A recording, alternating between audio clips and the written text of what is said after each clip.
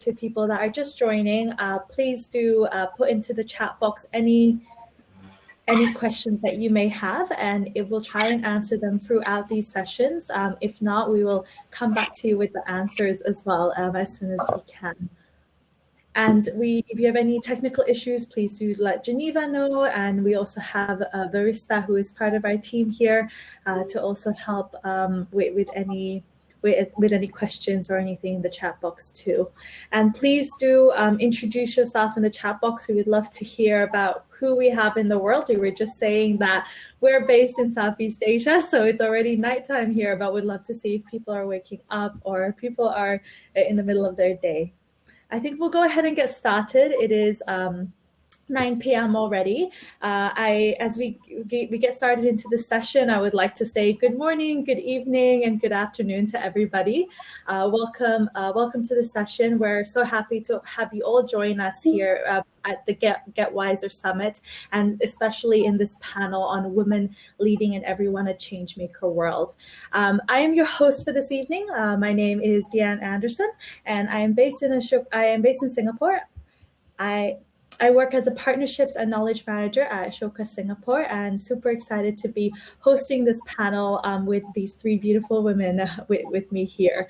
As we get started into the session, I wanted to showcase a little bit why we decided to do a panel on women leading and everyone a changemaker world. And it's because we've realized that in Southeast Asia, especially in our report that we published last year on advancing women social entrepreneurs in ASEAN, we saw some really great insights that women social entrepreneurs were doing in the Southeast Asia region. We saw that women social entrepreneurs were really working at their heart of their communities, and they were really working on issues that were very impactful within their communities as well. What we also saw was that women tend to scale their work by upskilling their communities and ensuring that nobody is left behind, and that the entire community is able to join the movement with them as well. And we especially also saw this during COVID-19 amongst women leaders all around the world, and also women social entrepreneurs around the world too. So we really wanted to use this panel to really showcase the power of women. Therefore, for this session, we wanted to showcase how women are leading in everyone a changemaker world, and to share insights of women social entrepreneurs that are working in the grassroots and also with their communities as well. And that's why we have these amazing three women leaders with me today. We have Helen, who is the Secretary General of Asia and South Pacific Association for Basic and Adult Education. We have Ibu Nani Zulmunani, who is an Ashoka Fellow and is also the Ashoka Southeast Asia Diamond Leader and the founder of Paka. We also have Mira, who is the CEO and founder of Flock Learning in Thailand. So without further ado, I would really like to ask these women to introduce themselves, and I want to kick off by inviting them to introduce themselves and their powerful work that they're doing with women and children. I'd like to pass it over to Ibu Nani first. Hi, good morning, good evening, good afternoon, good evening, everyone. Thank you, Dian. My name is Nani Zulmunani. I'm from Indonesia. I consider myself as a women's rights activist. I have been in this movement for more than 30 years. In the last 20 years, I lead a women-headed family movement building in Indonesia, where we organize and build the capacity of poor and marginalized women-headed family in all over Indonesia. We change public mindset and the system values from stigmatized widows, divorced, and single women to seeing them as an important women who play critical role as head of family. So now I lead the Ashoka Southeast Asia Diamond Leaders, try to build everyone changemakers movement. Very happy to be here. Nani, and thank you, Bunani, and over to you, Mira. Everybody, my name is Mira, CEO and founder of Flock Learning. I will introduce my company a little bit. Flock Learning is a small social enterprise aimed to solve Thai children's learning behavior from inefficient education in Thailand. So in doing so, we try to think out of the box to find solutions to bring back learning behavior to child's life. Flock project is focusing on create more stakeholder to be learning ecosystem. We develop online platform which are funded by Thai Health Promotion Foundation to be a toolbox for early childhood parents to equip life skill and learning abilities to their kids. We also have a project called Parent as Changemaker, that we have two goals, which is expand learning ecosystem by parents that can start their own learning space to share with the community. We empower the family to be change maker in context of education. And the second is we try to encourage the CSR project from company to invest more in childhood development. We also work with many companies to build up skills for kids, such as resilience skills and entrepreneurship. So that's all. That's Flock Learning. So nice to meet you today. Thank you, Mira. And last but not least, Helen, I'd like to call on you. Thank you so much, Dian. Good evening from Manila, but I'm sure good afternoon, good morning in other parts of the world. Good everything, colleagues.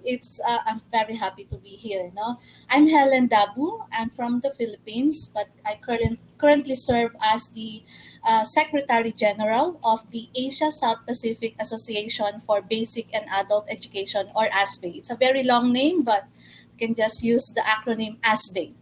So ASBE is a regional association of more than 200 civil society organizations and individuals operating in 33 countries in the Asia Pacific region.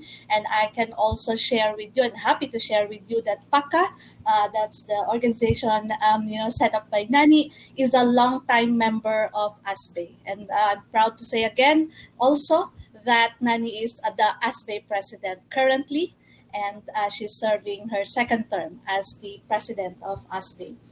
ASBE is an old organization. We were established in 1964, so we're about 57 years old. And ASBE promotes education as advocates for the right to education, quality education, and lifelong learning for all. ASBE promotes education as an empowering tool to combat poverty, combat exclusion and discrimination, and we believe that education enables active and meaningful participation in governance, and education builds a culture of peace and international understanding.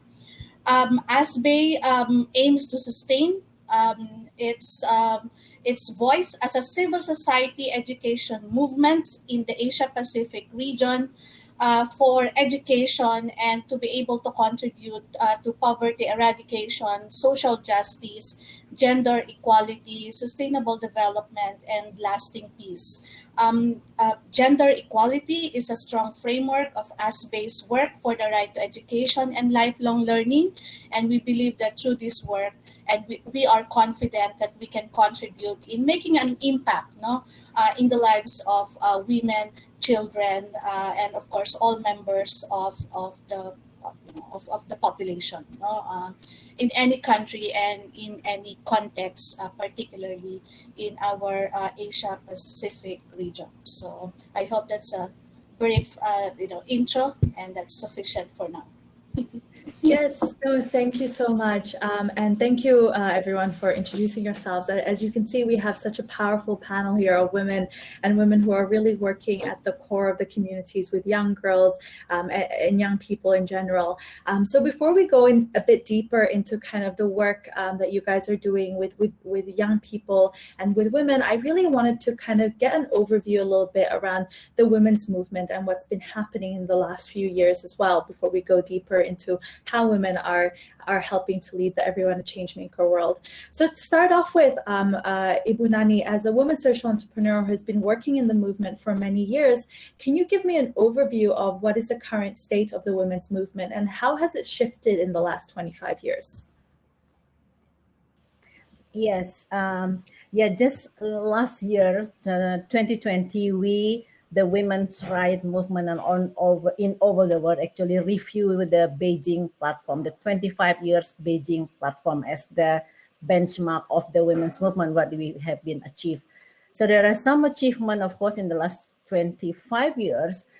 For example, there are 131 countries in all over the world has new regulation around 274 legal and regulatory reform in support gender equality. And we also more than ever now have girls in school, and parity in education has been achieved on average at the global level, but still have large gaps across and within the countries.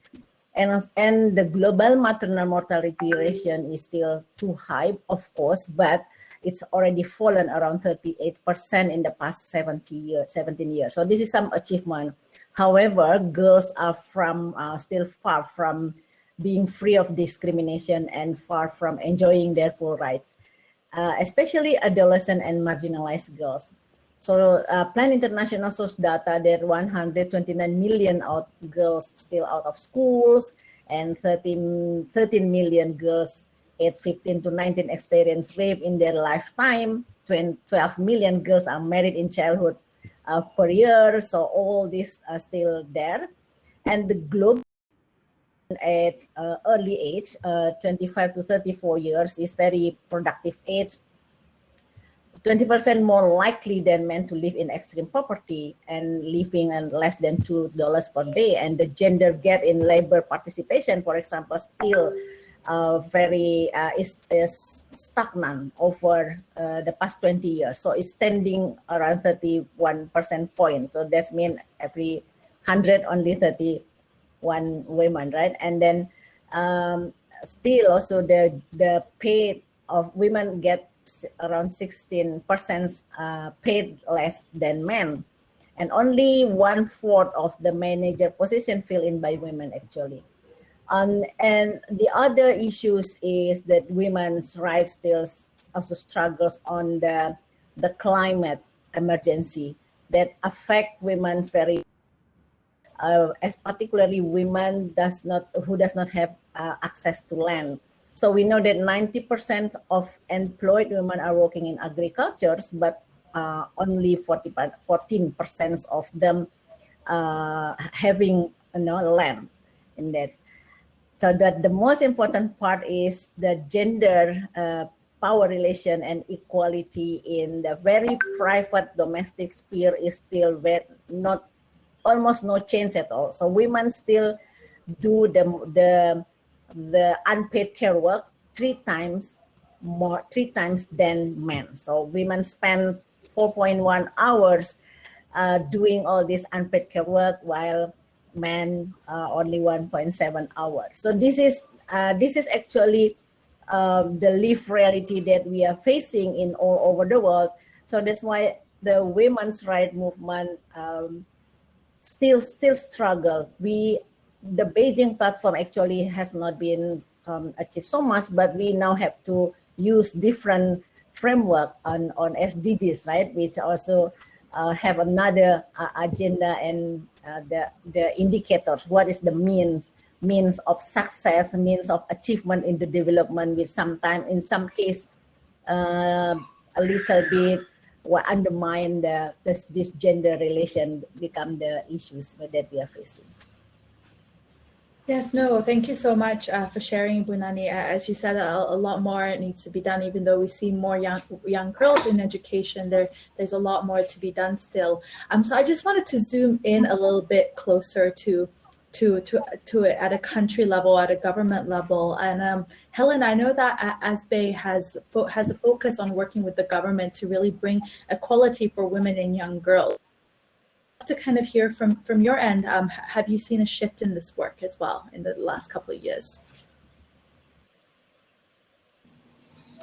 Thanks, Dian. And I take off from what Nani has just described as well, and nuance. No, there is certainly a shift as far as putting in the global and regional education agenda the fundamental need to secure women and girls equal access to good quality education and lifelong learning.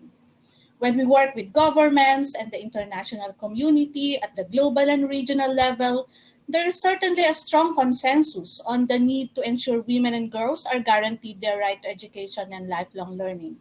There's also certainly a consensus on the need to take bold and urgent steps to ensure women and girls are educated and they have the necessary life skills to be empowered and for them to secure economic and life opportunities and become active members of their respective communities and the society. No? So if you look at the 2030 Agenda for Sustainable Development, it asserts a strong narrative towards achieving gender equality, uh, acknowledging acknowledging gender equality as a guiding principle linked to the realization of the right to education, and stating that women and girls should be equally empowered in and through education.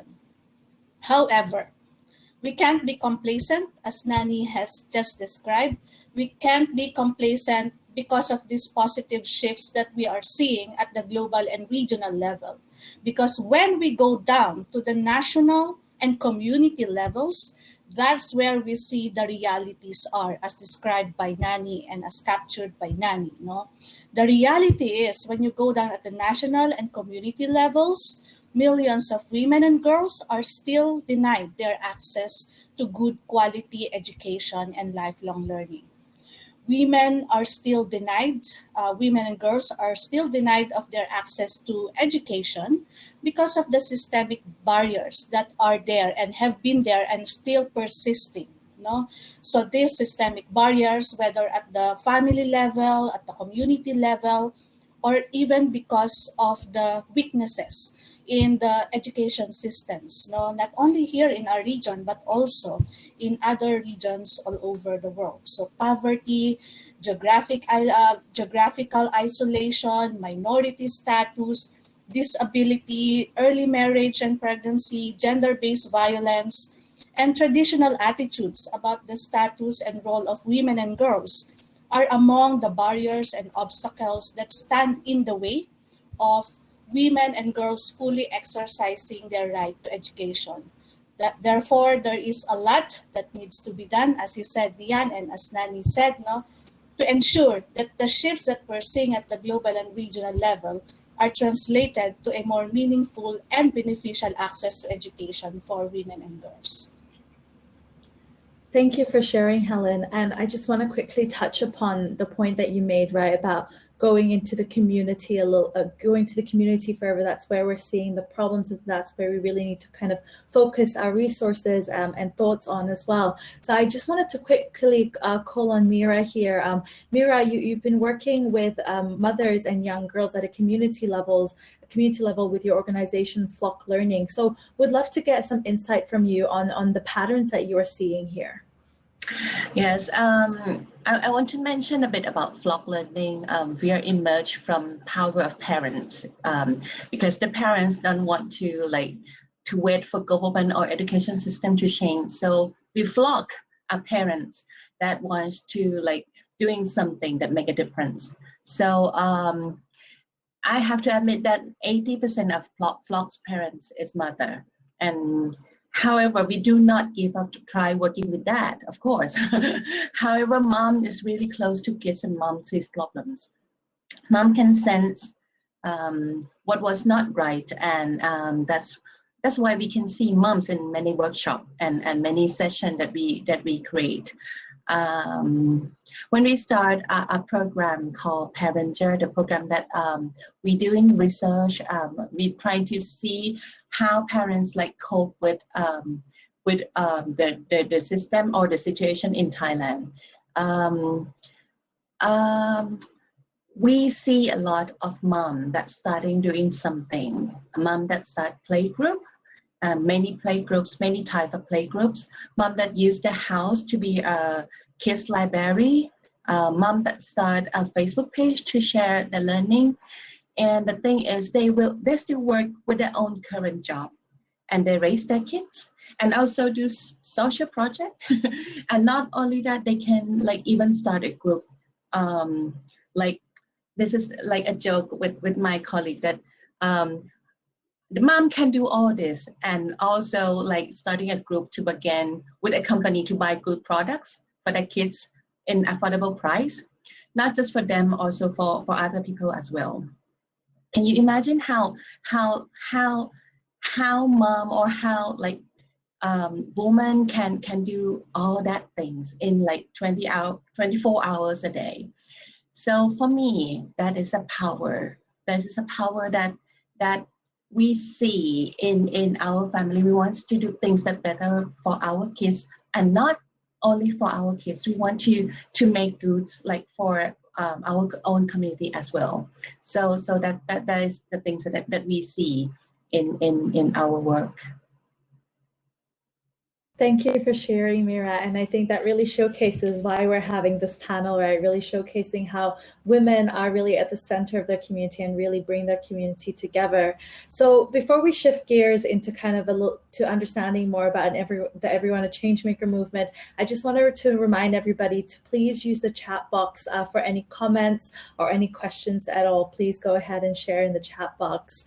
So before we go deeper into how women are creating an Everyone a Changemaker world, I really wanted to kind of ask the question to all of you on how can the Everyone a Changemaker world movement be achieved through lifelong learning. I think something that's come up through our conversations just now is that in order to get to a world where gender equality is there, to get to a world where everybody can be a change maker, it really happens through lifelong learning. So I would love to pass it back to you again, Mira, to really understand how you think the Everyone a Changemaker movement can be achieved through lifelong learning. First, I think that Changemaker skill is really essential skill for kids in the future, because they have to live in the world full of problems. When we talk about problems, we feel hopeless, we feel sad, we feel powerless. But the mindset that we can make difference give us hope, empower us and inspire us to be able to think that we all can make the world a better place. For me, working with, what Flock is trying to do is create ability to live and ability to learn to the kids, but we pass it on through parents. So I think that Changemaker should starting in the family. I would like to use myself as a case, because I'm nobody. I'm just a mother with 2 kids, and feel when my kids is going to school, I feel like helpless with education system. I feel sad, and when I see my kids going to school and they can't like cultivate what they have, so I start homeschooling, and see many parents in Thailand that have so much competence, so much hope, and trying to do things different way to do an education with their kids. So I think that time I think I can make difference too. So that thought empowering me and inspiring me, and I started Flock Learning about 2 years ago. So that's it. That is the thing that I think that when I do homeschooling, and I also working with this thing, I trying to have a project with parents that invite parents to be a change maker. My kids, my daughter see me working on this, and she interested in this. She wants to help. She wants to she interested what I'm doing. So she asks a lot of questions, and she wants me to taking her to see what I'm working with.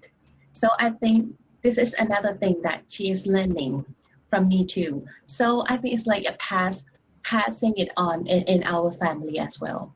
So I think this is the thing that when we feel whole, when we feel that we can do something, it makes us learning to do things in different way. So that is from my experience.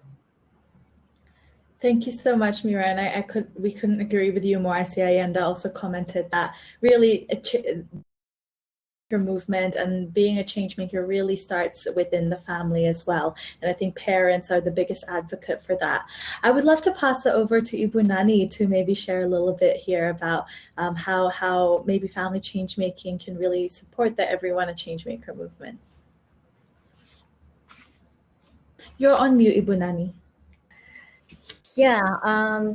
So the world changing so fast, right? So in particularly in the last maybe 30 years, in the last 30 years, the world is really changed, and we cannot really cope with it if we don't want to learn. So the lifelong learning is really a system that we have to cope with and have to be part of our culture or our way of life. Otherwise, we will be left behind because of the technology, for example, or even other things, including a conflict or disaster or the climate change which affect our life. For farmers, for example, women farmers, the climate change, so they have to learn, relearn, and unlearn and relearn, right? How to deal with the different time of planting and the different condition of the water and on this kind of things. So in order to cope, to make change in their life, to adjust with all this fast changing, I think every one of us has to be a lifelong learners.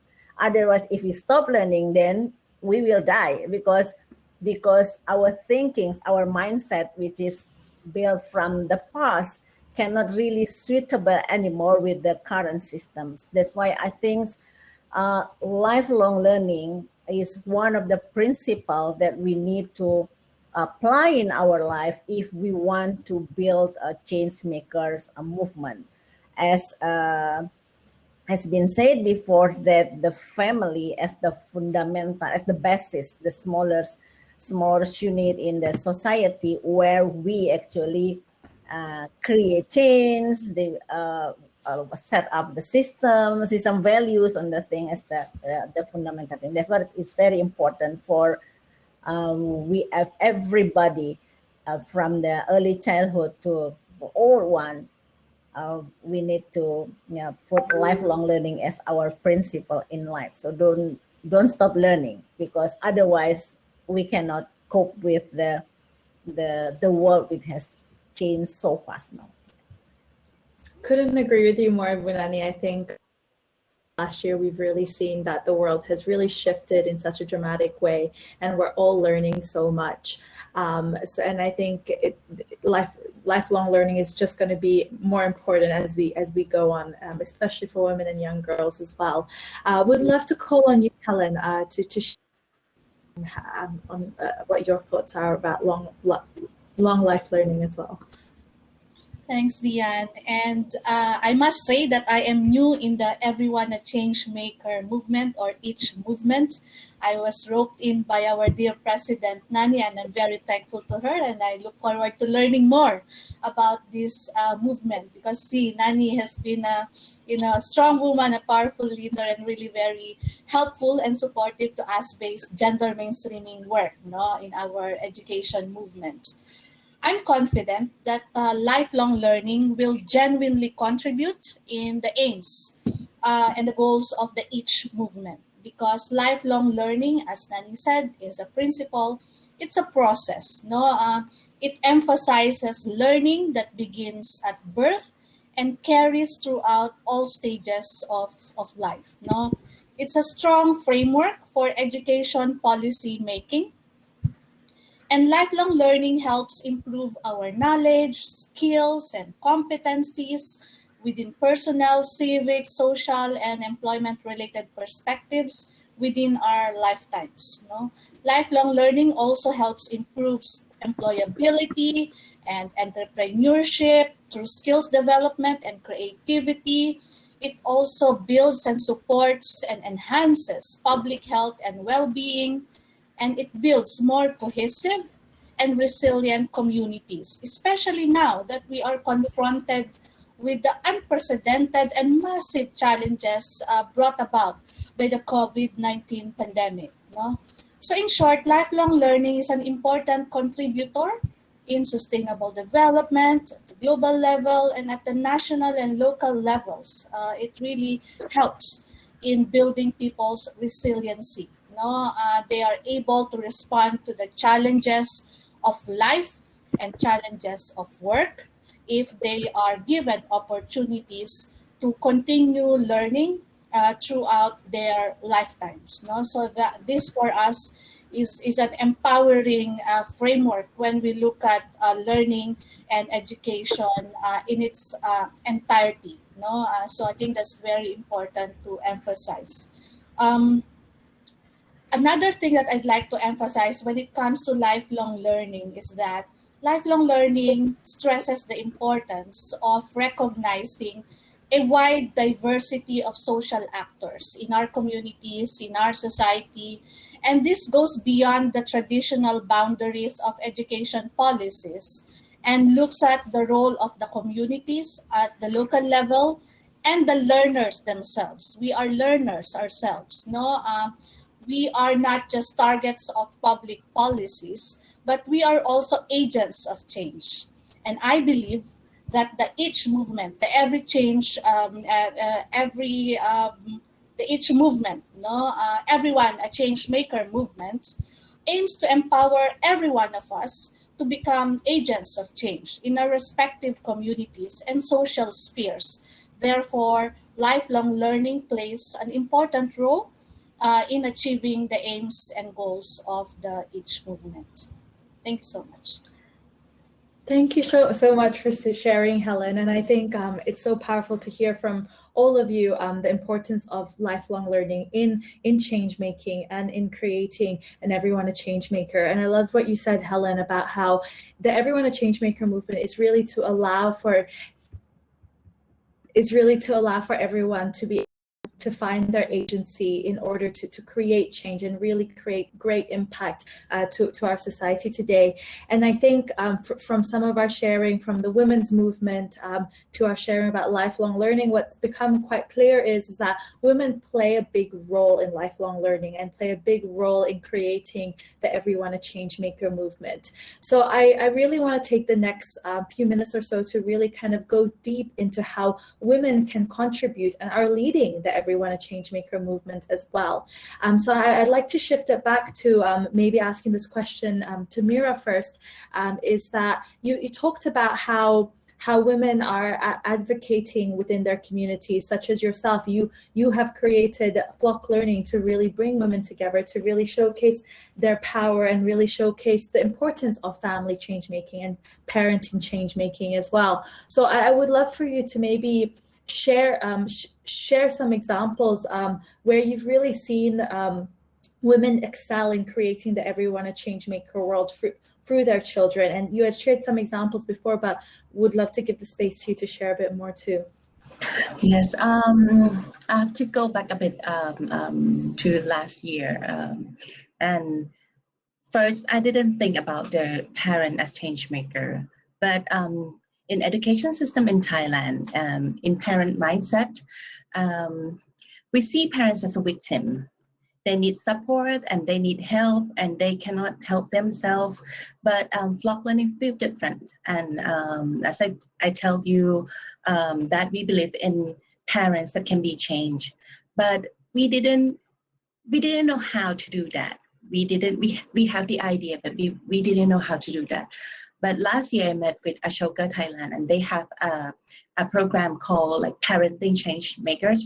And I have strong sense that this is what I'm looking for. And at that time I dared to different and I dared to do something that different from what we believe, that parents is a victim or the parents is someone who should be helped. And I try a lot to invite parents to be change maker. At that time, they don't know what I'm doing because we didn't have that mindset in Thailand. We didn't have that before. But for me, I have to go back to my role model. I want to mention my teacher. Her name is Prapapat Niyom. She's a woman who founded an alternative school in Thailand. She started because 20 years ago, the education system refused her son who has autism. And they said that they don't know how to educate people with autism. At that time, she is an architect and she believed she can do something. So she can make difference. And so she started learning how to educate people. That is the point why she found Rungarun School, which is a school where they have strong belief that everyone can develop and grow in their own life. Of course, the school open for disabilities kids and every kids as well. 20 years later, after Rungarun run for quite a while, the Ministry of Education invited her to be a board in many committee. And she right now dedicated her life to help Thai education system with her experience. This is my role model, Changemaker, and her story embedded in me and remind me that everyone can make difference. And not just for our family, we can do it with others as well. She is the one who inspires me. It's like a puzzle, it's like a jigsaw that when I have Prapapat as a role model, and I found Ashoka, Thailand, that doing that project, and all the thing that is a connecting me, and it makes me doing parental project, and inspire me to do flock learning at which is an organization that believes parents is not a person who is in trouble and wait for assistance, but they or we can make difference too. Thank you so much for sharing, Mira. I think you really showcase kind of how it really is. It's important to have an advocate for change making in your life, and somebody that can really be your mentor to really showcase its importance. So I really want to kind of shift over to you, Helen. You have really kind of, ASBE and yourself have really advocated for lifelong learning for all individuals. So can you share maybe the importance there is for women to be involved in this, and how can women use their power and their invisible power to really spread the message of lifelong learning and change making, and really allow for others to find their agency for change as well?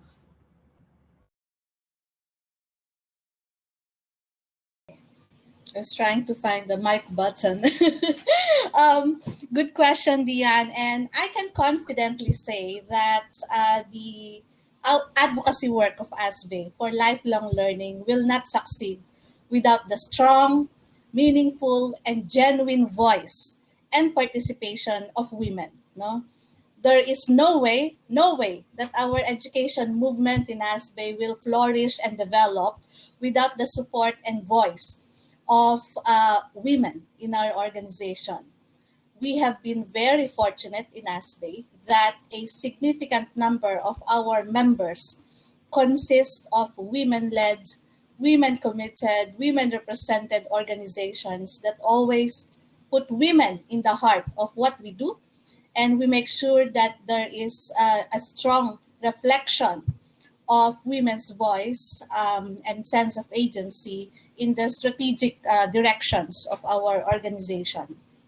For us, women's genuine participation and decision-making has always been affirmed by our membership, by our broad membership, and this is fundamentally an important element in achieving gender equality in education, in the right to education and lifelong learning. No? There is no shortcut when it comes to ensuring gender equality in education, in and through education, and there's no shortcut when it comes to ensuring the strong commitment of ASBE to ensuring the participation and voice of women in our structures, in our organizational processes, in who we are, no, in our DNA as an organization. So for us, that's how I can capture the importance of women's voice and their ability to spread the message, no, of what we do. Thank you so much for sharing, Helen. And I think every time I hear you speak about ASBE, I think what a great organization about really bringing women together to really showcase lifelong learning, and is so aligned with the messaging around everyone a change maker. So just shifting a little bit, I really want to kind of put this question to you, Bunani.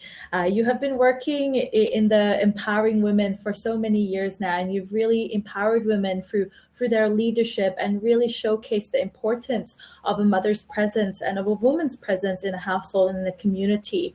So can you please just touch upon on how women and mothers can really contribute to the Everyone a Changemaker movement, and showcase really what are the different levels that women are contributing to the Everyone a Changemaker movement, and how is parenting and changing in these communities as well?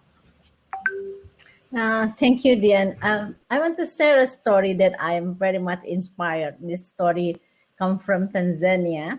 And I watched the animation that made by Melinda Gates Foundations that she shared in social media. So this is when young woman's name's Anna, who after get married with the husband, has to move the husband village. So she has to work hard, including fetching water, which miles away.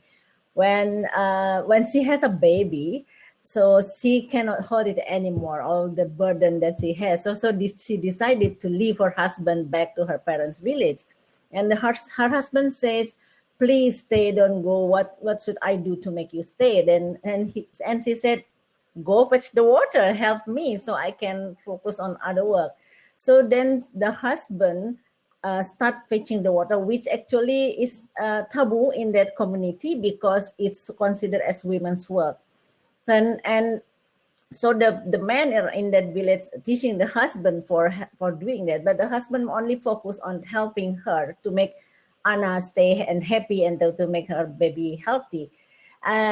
Then slowly, and then because he's tired, right, fetching water, so he bought a bicycle to get water, to help him get water. And slowly, one by one, men in other village follow him to fetch the water, helping the family. And they get tired, of course, because like every day. So they now understand that how tiring this fetching water. Yeah. So they organize the community to develop a catchment area, right? So then have a canal to bring the water to the village. So they organize the whole village to work together on this, so they don't have to go far away to get the water.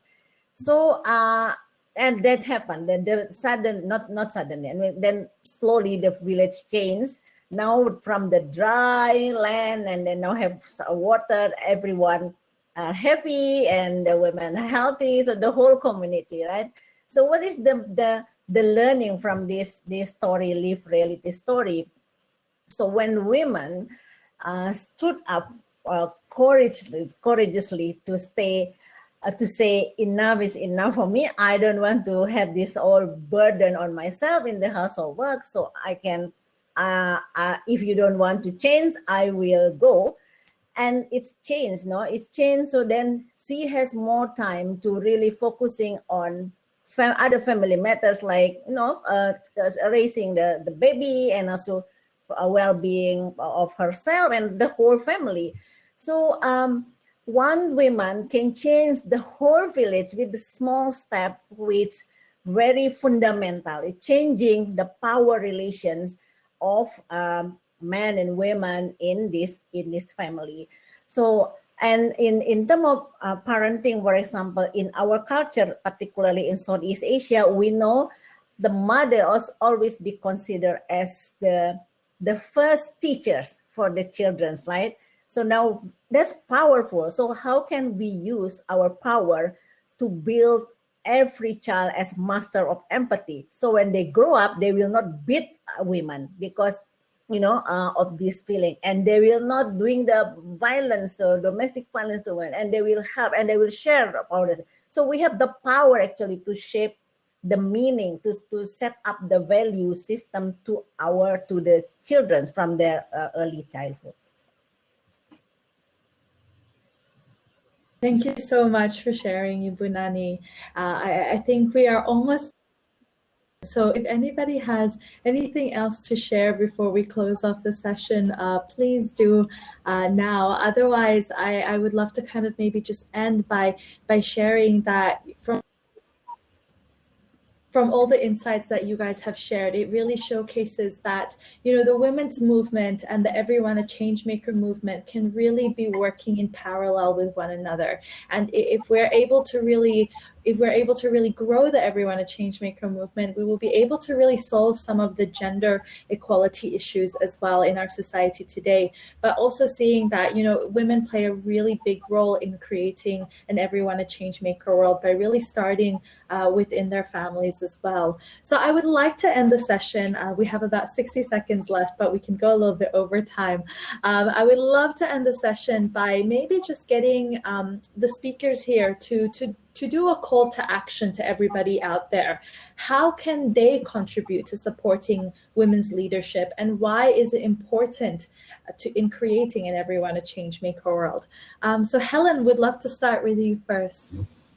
Okay, two quick call to action. First, that we need to urge the governments, the international community, and the partner communities of the each movement to ensure that women have access to education and lifelong learning opportunities, to equip them with the necessary knowledge, life skills, and confidence in seizing life opportunities and become a change maker, whether at the family, community, and societal levels. And my second call to action is for everyone to commit to addressing all systemic barriers to gender equality and women's empowerment. No? So there's still a long way to address these issues, but I firmly believe that with a collective action, such as what the H movement is aiming to do, we can contribute in breaking down these barriers, every change maker and every movement at a time. Thank you so much for this opportunity.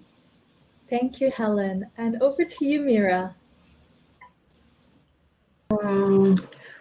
I want to let everyone think that Changemaker is not a big thing. I think we can start in like really small step. We can do it in our home. We can do it in our friends, and we can do it with our communities. I think we all believe that we are change maker, and we do believe that we can do something, and we can make difference actually every day. Yes, I think I would love to encourage people to like do it now. Thank you, Mira. And last but not least, Ibu Nani, over to you. Okay, so I think let's make changemaker as a new norm and a lifestyle. Make it popular as a lifestyle. So if you are not a changemaker, then you are old of school. And then start from the small step from our own self. So let's make all of us as a change makers, from exercise all the power to change the power relation to become more equal and justice. And then to our family and to the closest arena that we can influence. With this, we hope we can make it bigger with in collaborations with other movement in this world. Thank you so much. Thank you so much, Ibu Nani. And thank you to everybody that joined our session today. And thank you to all the speakers, Mira, Helen, and Ibu Nani. I feel like the time went by so quickly. I had more questions to ask.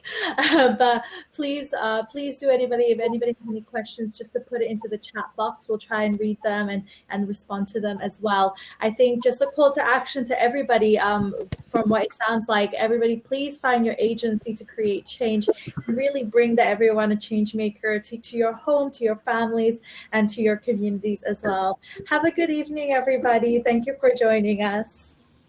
Thank you. Bye-bye. Bye. Bye.